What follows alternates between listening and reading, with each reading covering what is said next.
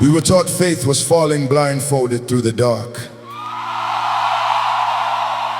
A cosmic gamble.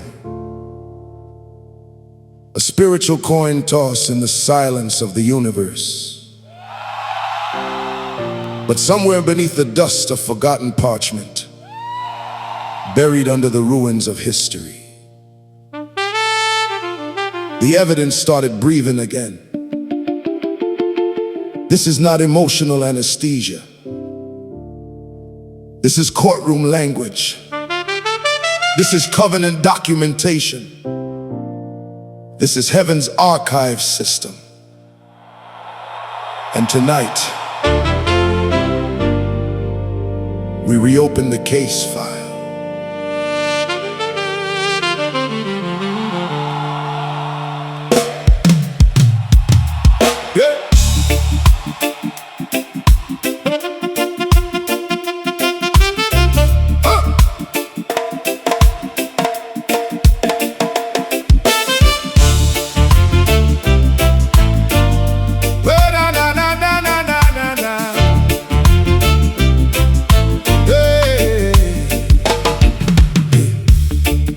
Standing on the edge of cliffs, swallowed inside the haze, building our theology on emotional weather and temporary praise. They told us faith was irrational, detached from tangible proof. But Hebrews opened the evidence locker and tore away the roof. Now we're walking through the oxyrhynchus graveyards of forgotten scrolls, where ancient legal vocabulary resurrects neglected souls. No fragile motivational slogans floating through the air, just legal ownership language carved into history there. Hypostasis, title deed, ownership already secured, future inheritance documented, eternally insured. Before the house is occupied, before the keys appear, the legal stamp already whispers,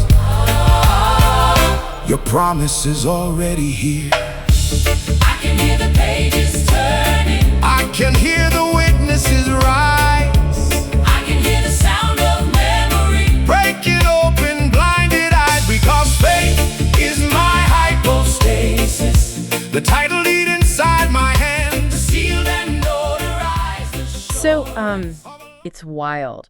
We are exploring this fascinating set of audio recordings, presentation slides, and notes from an icomm classroom teaching ministry community session. It's titled Memory, Faith's Sure Foundation. It's a really powerful session. It is.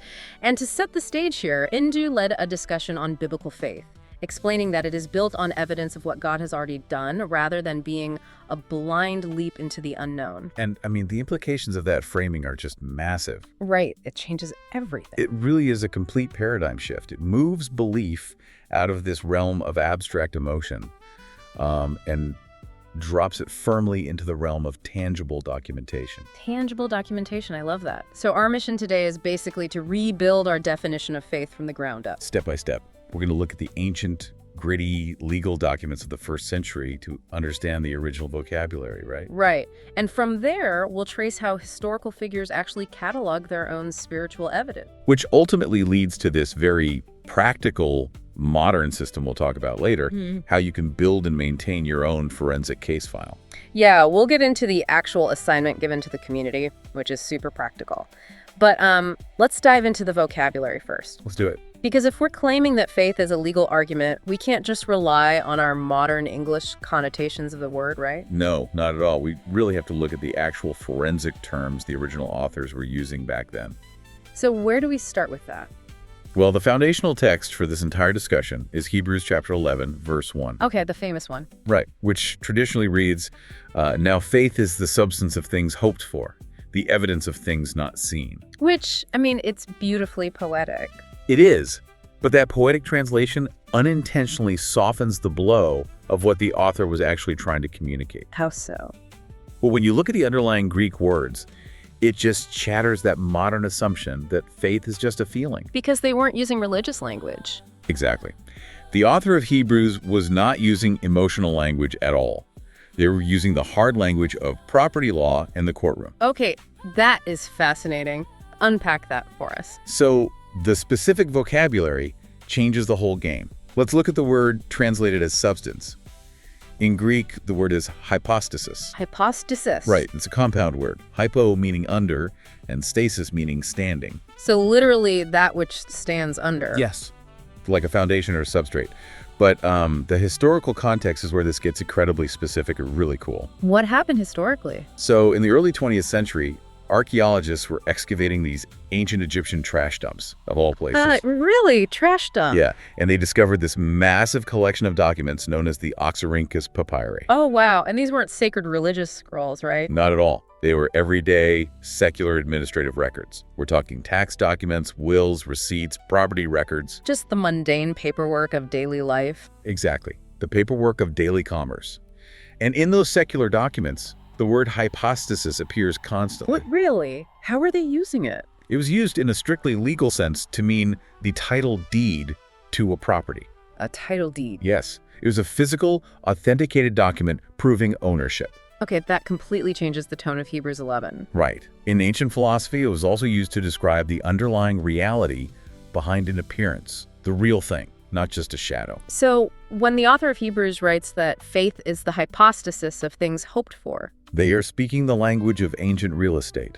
They are saying faith is the actual title deed. wow. You know, a modern real estate analogy really clarifies the logic here for me. Let's hear it. So imagine you buy a plot of land in another state. You hold the government authenticated title deed to that property right in your hands. Okay, yep. You possess undeniable legal proof of ownership. Right. You have the proof. You might not have driven out to see the physical house built there yet. You haven't walked on the grass. You haven't unlocked the front door. But the reality of that house isn't wishful thinking. Exactly. It's not a blind leap in the dark. You hold the deed. The paperwork guarantees the future reality. That title deed is your hypostasis. That is a perfect way to look at it. And the text pushes that legal framework even further with the second key word in that verse. The one translated as evidence or proof. Yes. The Greek word is elegchos. And just like the first word, this is not a term about manufacturing some internal sense of peace. So what is elegchos? It's a forensic term used in ancient courtrooms. Like the literal exhibit file a lawyer brings before a judge. Exactly. It is the documentation that makes an argument undeniable. Oh, wow. Furthermore, elegchos refers to the actual process of rigorous cross-examination by an attorney. Yeah, so it's not just evidence, it's tested evidence. Yes. It represents proof that has withstood intense interrogation, scrutiny, and competing arguments. So when you combine these two concepts, the text is telling us that biblical faith is an evidence file compiled from concrete experience. Spot on. It is a legal guarantee grounded in tangible reality. You know, the psychological shift here is just profound. It really takes the pressure off, doesn't it? It really does. If faith is a forensic exhibit file, it takes that immense pressure off of our fluctuating emotions. Because emotions change every day. Right. We don't have to constantly muster up this intense feeling of faithfulness. We simply have to review the documentation. Review the file. Exactly. But that raises a pretty practical question for you and me. How do we actually gather this courtroom level evidence? Well, according to the source material, the necessary evidence is gathered and maintained entirely through the mechanism of memory. Memory. Okay, let's dig into that. Yeah, the teaching reframes the famous Hall of Faith, found in the rest of Hebrews chapter 11. Traditionally, that chapter is viewed as just a long list of historical figures, right? Right, people who did incredible, seemingly impossible things by taking giant leaps of faith. But New Jew's teaching positions this chapter differently. Very differently. It isn't just a hall of faith. It is a hall of memory and record. A hall of memory. So every single person listed in that chapter, like Noah, Abraham, Sarah, They didn't just guess what God wanted in a vacuum. They acted on the evidence they had already compiled. let's look at Abel, for instance. Yeah, that's a great example. The text says, "By faith, Abel offered to God a better sacrifice than Cain." And you know, the casual reading makes it sound like Abel just made a lucky guess on what kind of offering would be acceptable, while Cain just drew the short straw. Right, but the deeper insight from the teaching is that Abel acted on what was already known and revealed to him about acceptable worship. Oh, so his sacrifice was a direct response to prior knowledge. Exactly. His faith was not a random shot in the dark. It was an evidentiary response to a standard that had already been established. And we see an even deeper psychological layer with Enoch, right? Definitely. The text simply states that Enoch walked with God. And walking with someone is not a spontaneous, one-time decision you make in a moment of crisis. No, it requires a sustained daily habit. So how does that relate to memory and evidence? The psychology of that sustained habit is crucial.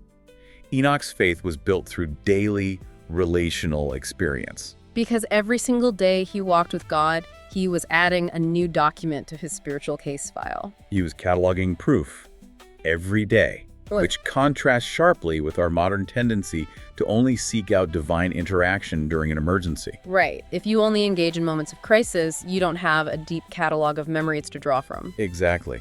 Enoch's reward was experiential because his evidence was continually updated. This mechanism of memory perfectly sets up what the source material calls the Sinai paradigm. Yes, from Exodus 19, this is a huge part of the teaching. So God brings the Israelites to Mount Sinai, and he's preparing to give them the law and ask for their absolute trust and obedience. But he does not just demand blind submission out of nowhere. No. The very first thing he says to them is, "You yourselves have seen what I did to Egypt." He points directly to their memory. He forces them to look at the undeniable evidence they already hold in their own hands before he asks them to take the next step.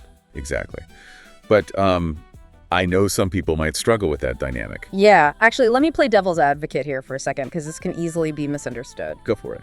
If God has to prove himself first by executing something massive like parting the Red Sea or dismantling an empire with plagues before asking for human trust, doesn't that feel a bit, I don't know, transactional? Like a cosmic vending machine. Right, like the human puts in the obedience token, but only after God dispenses a verifiable miracle to prove the machine works. It's a totally understandable critique, but it really misses the distinction between a transaction and a relationship. How so? Well, a vending machine is purely transactional.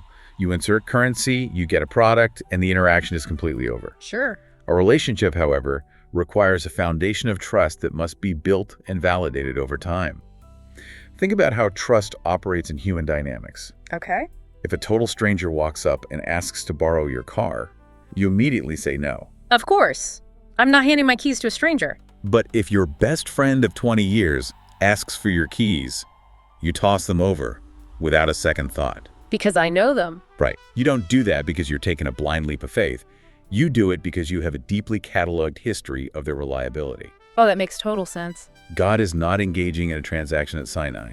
He is referencing a shared relational history. And the presentation summarizes this dynamic with just a brilliant statement. Memory is the bridge between past experience and future promise. I love that quote. Without memory, there is no bridge. You're just standing on the edge of a cliff, being asked to jump into the fog. Which brings us right back to the flawed cultural assumption of the blind leap. Right. But when you actively utilize memory, you are walking across a solid, reinforced bridge constructed from past evidence to reach the destination of a future promise. That's it exactly. And this evidentiary standard is not just an Old Testament concept confined to the Exodus or the ancient patriarchs. It continues into the New Testament. Absolutely. The exact same dynamic drives the New Testament. We can look at the early days of the Christian church and see how the apostles utilized this specific evidence-based method to defend and spread their message. The apostolic testimony is the perfect example of this. Yes, looking at Acts chapter 4, or the opening of 1 John. Yeah, when you read those texts, it becomes glaringly obvious that the apostles weren't just walking into cities and asking people to blindly adopt a new philosophy. Not at all. In Acts 4, Peter and John are arrested and hauled before a religious council. They are ordered to stop teaching. And Peter's defense is not based on a subjective feeling of inner peace. His defense is strictly evidential. He tells the council, "We cannot help speaking about what we have seen and heard." Seen and heard, tangible proof. Exactly. And similarly, in his first letter, John opens his entire argument by appealing to the physical senses. He declares that they are proclaiming what they have heard, what they have seen with their own eyes, what they have closely examined, and what their physical hands have touched. They spent 3.5 years traveling with Christ. They witnessed the miracles, they listened to the sermons, and they physically interacted with him after the resurrection. They were functioning as literal eyewitnesses presenting their elegchos, their cross-examined evidence, to a jury. They built their entire case on tangible, verified realities. And, testimony by its very nature is communal. Meaning faith is transmitted through the shared memory and public witness. Right. The apostles were opening their collective evidence file and inviting others to examine the documents. Which introduces probably the most powerful metaphor from the teaching material, your case file with God. The case file, yes. Think about the preparation required for a major legal trial. Okay. A lawyer would never walk into a courtroom empty-handed, look at the judge, and say, "Your Honor, I don't have any documents, but I feel really strongly about my client's innocence, so I'm just going to take a leap of faith that you'll rule in my favor." They would be laughed right out of the building. Exactly. You walk into court with a briefcase stuffed with heavily researched documentation. You present Exhibit A, Exhibit B, and Exhibit C. And the teaching challenges us to consider what exactly constitutes an exhibit in our own spiritual lives. But because everyone has a case file with God, every answered prayer is an exhibit. Every deliverance from a dangerous situation. Yes. Every time a deeply complicated relational conflict was resolved. Or every time a need was met when resources were utterly depleted. Those are all exhibits in your forensic file. And it even extends to the communal aspect. Absolutely. Every credible testimony you hear from someone else in your community becomes an exhibit you can reference in your own file. It fundamentally changes how you navigate a crisis. It really does. When you hit a moment of intense adversity where you really need faith, you do not need to manufacture a temporary emotional high. No, you are supposed to act like a lawyer preparing for trial. You open your case file, you pull out the documented track record of God's reliability. And the psychological relief of that is incredible. It is. But it forces a very uncomfortable question. Oh, yeah. If you had to present your case file today, what exhibits are actually in it? And the harsh reality for most people is that their case file is completely empty. Not because God hasn't provided the evidence. No, but because of profound spiritual amnesia. Spiritual amnesia. We experience something incredible, a legitimate intervention or provision, and we are deeply grateful for about a week. Maybe a month if it was really big. Right. But the moment the next stressful challenge arises, that memory just evaporates. We fail to file the evidence. Having a robust theology of faith as a legal argument is completely useless if your personal filing cabinet is empty. Completely useless. So, to move from theory to practical application, the community session concluded with a specific assignment designed to cure the spiritual amnesia. And this is where the rubber meets the road. Exactly. NDU instructed participants to begin keeping a remembrance journal documenting instances where God has acted in their lives, families, or church since January 2026. The methodology of this remembrance journal is what makes it so effective. Because it's not just a diary, right? No, it is not a diary for vaguely venting your feelings or writing down abstract thoughts of gratitude. It functions as a legal ledger. And there are specific rules for how to maintain it. Yes. First, you must list 3 to 5 highly concrete events. The specificity is the key here. You don't just write down, "I felt a sense of peace on Tuesday." Right, that's too vague for a courtroom. You write down, "We were short on rent by this exact dollar amount, and on Thursday, this specific unexpected check arrived." Or, "I was facing this exact medical diagnosis, and here's how the situation was resolved." Right. Second, the ledger must include the exact dates, the granular details of the situation, and the definitive outcomes. It has to read like an incident report. And third, the case file must be updated weekly. That weekly rhythm is so important. It establishes a habit of aggressively documenting reality before the natural decay of memory sets in. The pastoral charge given alongside this assignment was striking. NDU said, "This is your personal title deed. Do not let your evidence fade." Going back to the real estate analogy, you would never carelessly misplace the physical title deed to your home. Never. You would keep it in a fireproof safe. You would know exactly where it is at all times. Yet with our spiritual evidence, the very foundation of our trust, we just let it slip out of our minds into the ether. It's kind of wild to think about. It really is. So to help cement this forensic approach to memory, we want to walk through 3 reflection questions from the session. Consider this a review of your current documentation. Question 1. What has God already done that proves his faithfulness in your life? Think about that for a second. If you were put on the witness stand today, what specific exhibits are currently ready to be pulled from your case file? And finally, what will you record first in your evidence journal? Doing the forensic work of remembering is an active, ongoing responsibility. It really takes effort. It does. If biblical faith is indeed built purely on the evidence of our memories, if it is the hypostasis, the legally binding title deed, and the elegchos, the cross-examined courtroom proof, it leaves us with a lingering, provocative thought. Something to really mull over. Think about your own history. What critical pieces of proof, what undeniable exhibits of intervention and grace have we accidentally thrown out of our case files simply because we were too busy looking ahead for the next big miracle? Wow. And how is that self-inflicted amnesia fracturing our ability to trust today? Stop trying to take a blind leap into the dark and start reading your own case file. Welcome to the Hall of Memory. See the names engraved in flame. These weren't random mystics wandering blindly through the rain. Abel brought a sacrifice based upon revealed command. Enoch built a daily record, walking closely hand in hand. Every day became a document. Every prayer another page. Every answered intervention built accumulated weight. Then Sinai thunder split the heavens. Red Sea water stood apart.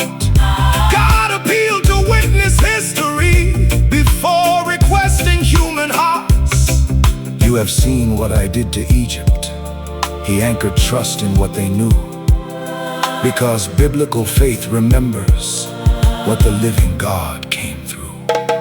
Because faith is my hypostasis, the title deed inside my hand, the sealed and notarized assurance of a long-promised kingdom land. I haven't crossed the threshold yet, haven't touched the jasper floor, but heaven's legal documentation guarantees what waits in store.